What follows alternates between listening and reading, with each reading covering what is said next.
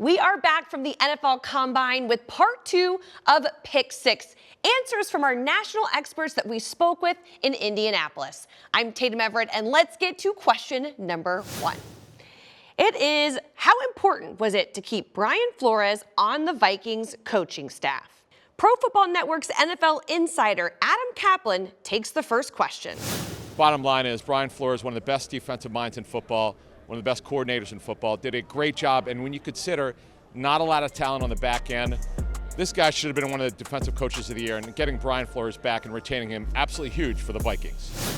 Thank you for the answer, Adam. We're going to stick with a defensive theme with question number 2. It's from Evan in Iowa. He sent this one in via our Pick 6 question submission form. So thank you for that, Evan.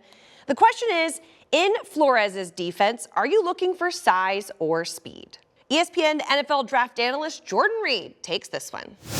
I think in Brian Flores' defense, they value speed. And we've seen this in past seasons, whether it's Ivan Pace coming out as an undrafted free agent, Mekhi Blackman of USC. So when you're looking at these prospects, look for the ones that test very explosively. I think they're going to value that explosiveness.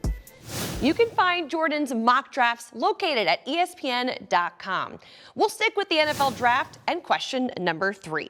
If the Vikings want a physical DB in the draft, who should they target and in what round? This was a perfect question for NFL Network draft analyst Lance Zierlein.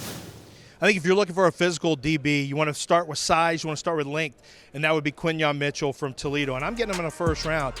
He can guard, he is confident, he is physical, he's got length, and he showed at the Senior Bowl why he's got a chance to be special and why he's going from the MAC into the first round. So for me, Quinyon Mitchell, if you want physicality, that's a guy. It'll be maybe a shade early for the Vikings, maybe just a little shade early, but hey, if that's who you want, you got to go get him.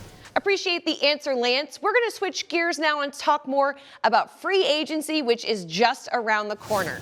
Question number 4 is, even if Kirk is re-signed, is it worth drafting a QB this year? PFF's lead NFL analyst, Sam Monson, answers this question.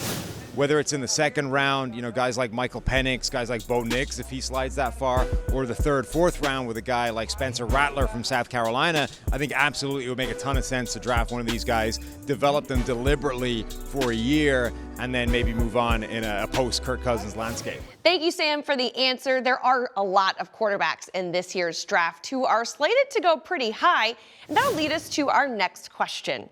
It's from Zachary in Illinois, and he wants to know which quarterbacks in the draft could be a good fit for the Vikings. CBS Sports HQ NFL analyst Ryan Wilson with the answer. Great question, Zachary. If you're picking at 11, Caleb Williams will be gone. Drake May will probably be gone. Jaden Daniels will likely be gone. So then you wonder, okay, is J.J. McCarthy going to be a good fit there? Should he be there? And I think it's going to be right around that range that he goes off the board. Incredibly athletic, good arm.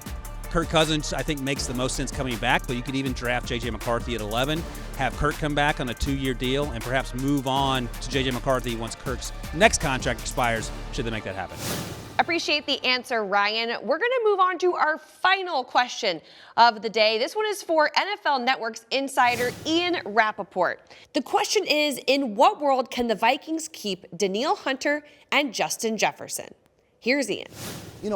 I do think that the Vikings can afford Danielle Hunter and Justin Jefferson. It's really a matter of where and how do you allocate money. You can sort of afford and do anything you want, but because the money's not infinite, because there is a cap, if you do that, if you spend huge on 2 excellent players, you're not going to be able to afford a backup guard, a nickel corner, a slot receiver, whatever it is, a core special teamer.